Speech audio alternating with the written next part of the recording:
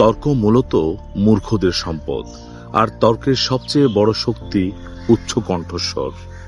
প্রতিপক্ষকে ঘায়েল করার জন্য যাদের রয়েছে উচ্চ কণ্ঠ এবং প্রচুর গালাগালি ও অপবাদ দেওয়ার ক্ষমতা, তারাই তর্কে নিশ্চিত বিজয়ী। তাই যুক্তিহীন তর্ককে ঝগড়া বলা যায়।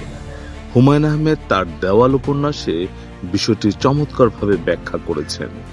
তিনি বলেছেন, মূর্খদের সাথে কখনো তর্ক করতে যাবেন না।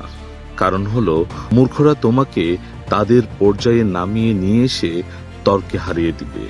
হ্যাঁ, মূর্খদের সাথে তর্কে আপনি নিশ্চিত পরাজিত হবেন, কারণ শিক্ষা ও রুচি ঝগড়াটে হতে দেয়নি আপনাকে।